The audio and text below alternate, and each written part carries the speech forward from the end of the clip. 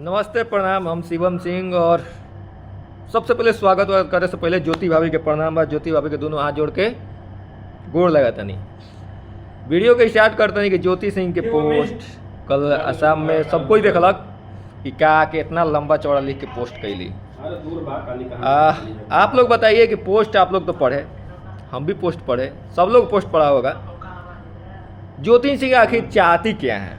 पवन सिंह गलत हैं, उनका कहना यही है कि पवन सिंह गलत हैं, पवन सिंह हमको नहीं मानते हैं। तो जब डिसीजन आपका पहले का ही था कि पवन सिंह के पास हमको नहीं जाना है, तो आप चुनाव में आखिर क्यों गए? पवन सिंह आपको चुनाव में बुला के आपके साथ गलत कर दिए, तो आपको जाना ही नहीं चाहिए था चुनाव में। हमारे हिसाब से तो बस एक ही चीज़ लग रहा है कि आप पवन सिंह के साथ कुछ आपका नहीं है। पवन सिंह को बदनाम करके उनके नाम पर सिंपैथी पाती हैं, उनके जो बदनामी का कारण होता है तो आपको लोग दो चार लोग मदद करते हैं, झूठों को बदनाम करती हैं। तो पहला चीज़। दूसरा चीज़, पवन सिंह को भी बदनाम कराती हैं ये सब सिंपैथी के लिए। अपने कुछ यूट्यूबर आपके हैं वो सब लोगों से, और अपने सोशल मीडिया के माध्यम से भी ये उनको बदनाम कराती हैं आप। तो ये सब करती हैं। उसके बाद में आपका केस भी चल रहा है कोर्ट में, है? आपका डाइवोर्स का केस है। आपका मांग है 10 करोड़ रुपया और 3 लाख का महीना। तो पवन सिंह अगर ये 2-3 महीना का चुनाव बीत जाता है तो इसके बाद में ये सारा चीज़ में मैटर ख़त्म हो जाएगा। आप पैसा नहीं लीजिएगा पवन भैया से, पवन सिंह से आप पैसा नहीं लेंगी। 10 करोड़ का आपका मुआवजा का मांग है, 3 लाख का महीना आपको चाहिए। ये कौन सा धर्म पत्नी है? पवन सिंह के धर्म पत्नी के नाम पे बस अपना पब्लिसिटी करना। हम पवन सिंह के धर्म पत्नी हैं, आपका भी कुछ फ़र्ज वगैरह बनता है कि नहीं? तो हमको क्या करना चाहिए? लेकिन आप अपना फ़र्ज नहीं निभा रही हैं। आपका फ़र्ज है आप डायरेक्ट जाके मिलती, सामने सामने घर पे जाती, गेट पे बैठ के इंतजार करती, कोई आपको गेट नहीं खोलता तो वहीं पे बैठे रहती, बात करती। सोशल मीडिया पे बात करने का जगह है, सोशल मीडिया पे पोस्ट करके कोई किसी से बात करता है? कौन आपने पोस्ट किया कि पवन सिंह को गाली देने वाले हैं, क्यों साथ हम सब लोग साथ हैं, हम उनकी धर्म पत्नी नहीं।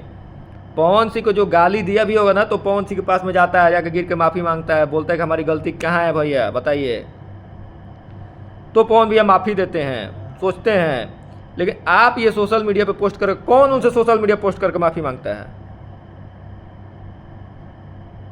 आप अपने आप को सुधारिए, अपने आप को थोड़ा सा कम करिए ये सब कि पवन सिंह के मैं धर्म पत्नी हूँ, मैं पवन सिंह की पत्नी हूँ, उनका फ़ोटो यूज करना, उनका नाम यूज करना, ये सब मत करिए। और अपना जो काम करिए, चुनाव लड़िए, आपको आदमी सपोर्ट करेगा, चुनाव लड़िएगा तो। लेकिन आप अपना काम धाम छोड़ के पवन सिंह के पीछे हाथ धो के साबुन से पड़ गई हैं। तो पवन सिंह को बदनाम करने से कुछ होने वाला नहीं है। बहुत लोग बदनाम किया, वैसे मैंने आपको शुरू में ही प्रणाम किया था कि ज्योति भाई प्रणाम। अभी मैटर चल रहा है कोर्ट में, क्या हुआ क्या नहीं, कोर्ट जो आदेश देगी उस पर सब कोई मानेगा उस चीज़ को। लेकिन आप किसी को बदनाम मत करिए कि मैं ये आत्मदाह कर लूँगी, ये कर लूँगी, ये सब धमकियाँ, ये सब सही नहीं है। मुद्दे की बात करिए, आप जाइए सामने बैठ के उनसे बात करिए, तो ये सब ठीक लगता है। बाकी सब लोग तो जान ही रहा है, जनता भी जान रही है, पब्लिक भी जान रही है कि कौन सही है कौन गलत है, कमेंट भी करके बता देगी। हर जगह एक ही इंसान गलत नहीं हो सकता है। मेरा ये मानना है कि हर जगह पवन सिंह ही गलत नहीं है, कहीं ना कहीं हमारी भी गलती होगी, हम भी कुछ गलत किए होंगे। सबसे पहले दूसरे को देखने के लिए अपने तरफ देख लेना चाहिए कि मैं कैसा हूँ। आप अगर अच्छी हैं तो आप किसी पर उंगली ही नहीं उठा सकती हैं।